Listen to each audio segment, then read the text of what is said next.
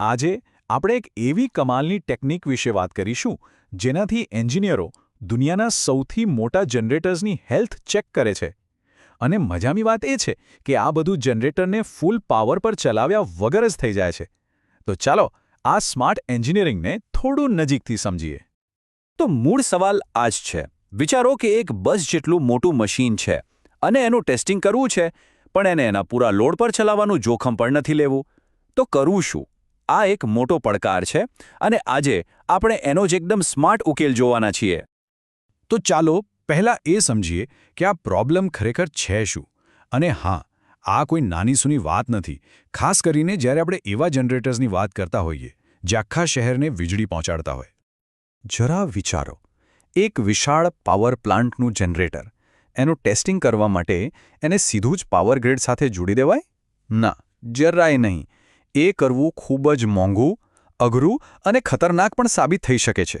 એટલે સીધું લોડ પર ટેસ્ટિંગ કરવાનો તો કોઈ સવાલ જ નથી.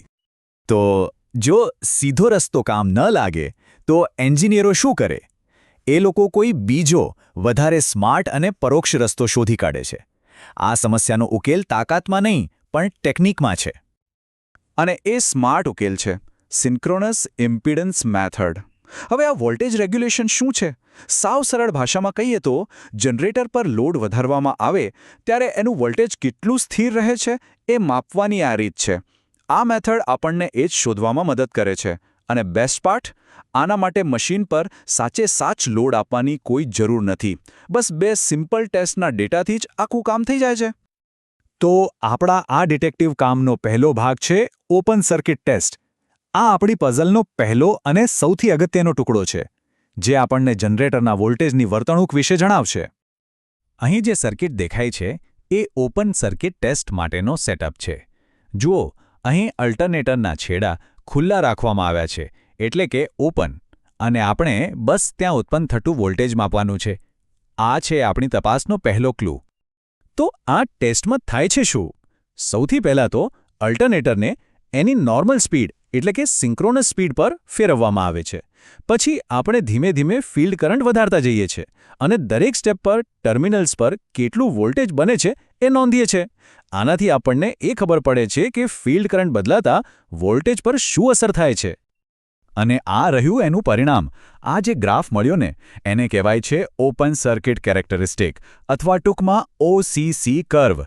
આ વળાંક બતાવે છે કે જેમ જેમ ફીલ્ડ કરંટ વધે છે તેમ તેમ વોલ્ટેજ પણ વધે છે, પણ એક પોઈન્ટ પછી એ વધારો ધીમો પડી જાય છે. આ માહિતી આગળ બહુ જ કામ લાગવાની છે. સારું, તો એક ટેસ્ટ પૂરો. હવે વારો છે બીજાનો.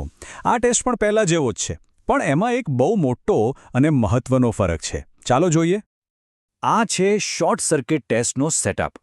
અહીંયા મુખ્ય ફરક એ છે કે ટર્મિનલ્સને ખુલ્લા રાખવાને બદલે એક એમિટરથી શોર્ટ સર્કિટ કરી દેવામાં આવે છે. એટલે કે આ વખતે આપણો હીરો વોલ્ટેજ નહીં પણ કરંટ છે. પ્રોસેસ તો લગભગ સરખી જ છે. અલ્ટરનેટર એની સિન્ક્રોનસ સ્પીડ પર જ ફરે છે, પણ આ વખતે આપણે ફિલ્ડ કરંટને ધીમે ધીમે વધારીએ છીએ અને શોર્ટ સર્કિટ થયેલા વાયરમાંથી કેટલો કરંટ પસાર થાય છે એ માપીએ છીએ. અને આ છે શોર્ટ સર્કિટ ટેસ્ટનું પરિણામ. એને કહેવાય છે શોર્ટ સર્કિટ કેરેક્ટરિસ્ટિક, એટલે કે SCC. પણ અહીંયા એક મજાની વાત છે. OCCની જેમ આ ગ્રાફ વળાંકવાળો નથી, પણ એકદમ સીધી લીટી છે. આનો મતલબ એ થયો કે શોર્ટ સર્કિટ કરંટ અને ફિલ્ડ કરંટ વચ્ચે એકદમ સીધો સંબંધ છે. ઓકે, તો હવે આપણી પાસે બે અલગ અલગ ટેસ્ટના ડેટા છે.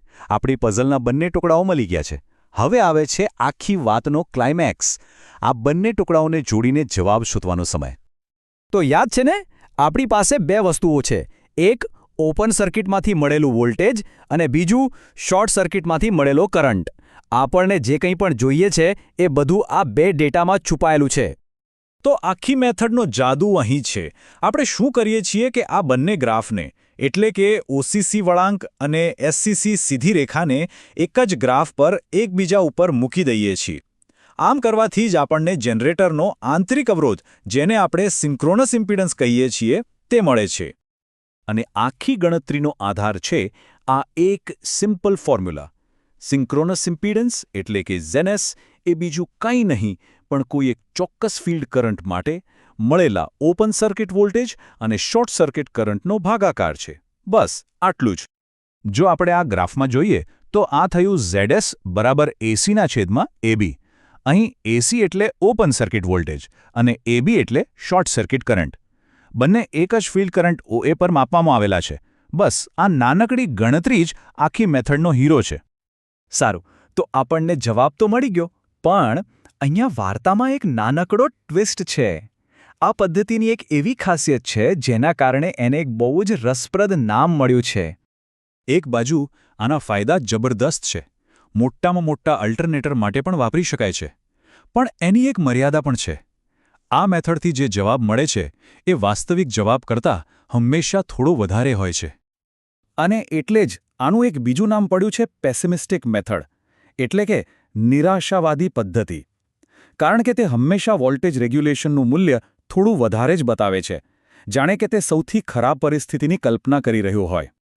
તો છેલ્લે સવાલ એ થાય કે જો રિઝલ્ટ થોડું નિરાશાવાદી જ આવે છે તો પછી આ મેથડ આટલી જરૂરી કેમ છે?